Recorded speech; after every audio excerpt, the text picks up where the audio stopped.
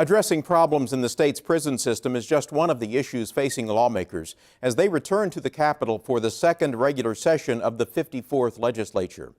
Among the other priorities of legislative leadership, reducing the state's income tax rate, making changes to the state's judicial system, addressing incentives for the oil and gas industry, and deciding what to do about repairing the state capitol.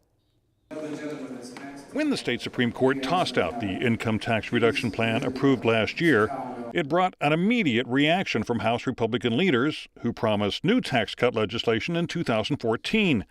The bill the court ruled unconstitutional would have provided funding for repairing the state capitol and dropped the top income tax rate from 5.25% to 5% in 2015, with additional cuts dropping the rate to 4.85% if state revenues hit a certain trigger. House Speaker Pro Tem Mike Jackson says his caucus would like to see those cuts restored. I think that as we move forward, I think that you will see a discussion in terms of going back to what we've already passed and what we believe, and the legislature's already basically done it, but moving that back down to 4.85. Two bills introduced in the House and Senate would eventually lower the tax rate to 4%. David Holt is the author of Senate Bill 1849.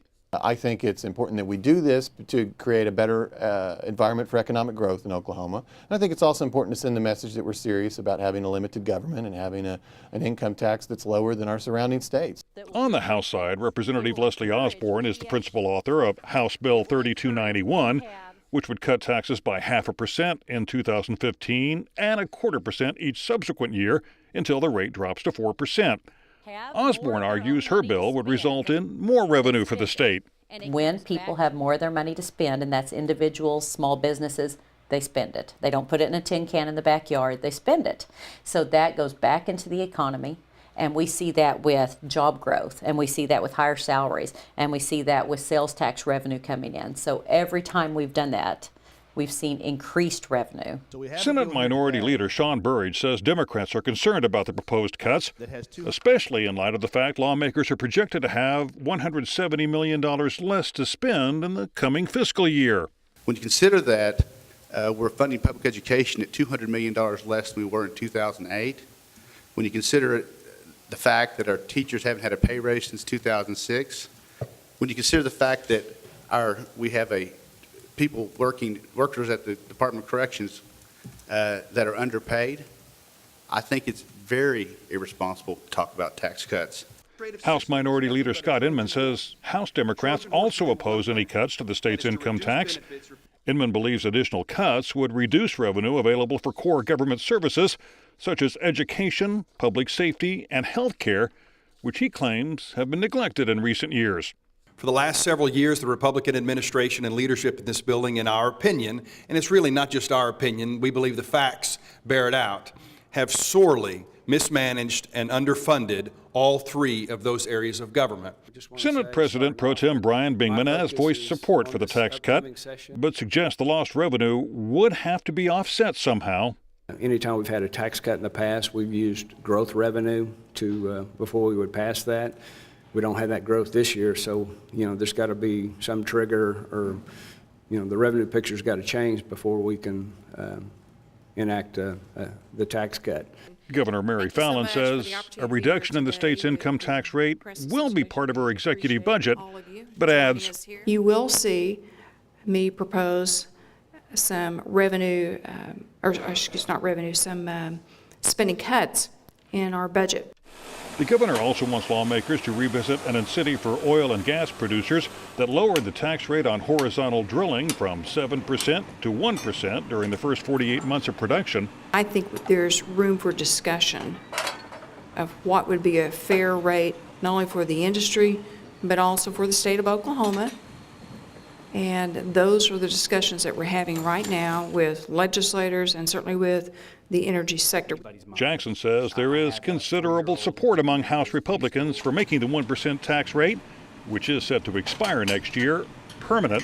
Whenever you're talking about the drilling that is currently going in Oklahoma. I think that they currently employ 300,000 people. If you look at 1 in 6 Oklahomans are employed by the oil and gas industry, so it is very, very important to make sure that moving forward we are continuing to encourage that. Osborne argues raising the tax above 1% could lead to a loss of jobs in the state. Nobody thought ConocoPhillips would leave Bartlesville and move to Houston. So don't tell me that if you do punitive damages against these energy companies, that they will feel compelled to keep their base here. But support within the Republican Party for making the 1% tax rate permanent is not unanimous. Taking it down to 1% is ludicrous. If you want to base it on jobs that companies have here in the state, which is what my proposal will do, that's one thing. In other words, if they've got jobs, if they hire people here in the state, they'll get a lower rate on their gross production tax. But don't just indiscriminately give it to them. State Representative David Dank has introduced legislation which would sunset most state tax credits by 2016.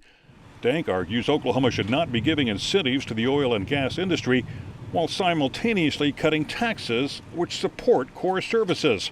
Particularly when you've got highway patrolmen that are underpaid, correctional officers that are underpaid, teachers that are underpaid, state employees, an $11 billion unfunded liability in our pensions.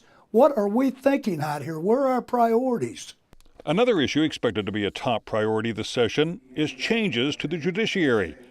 Jackson says he supports bills by House Speaker T.W. Shannon, which would impose term limits and set a mandatory retirement age for appellate justices. Another measure would create a board to evaluate the performance of justices. I think that you will see legislation brought out that does address some of those issues. I think you'll hear from our position and from the caucus position, I believe, that you will hear that a discussion needs to take place in terms of looking at the Judicial Nomination Commission, looking at term limits. The bills are expected to face a battle from Senate Democrats. Well, I think what you got to keep in mind about judicial reform is the judiciary is not a state agency.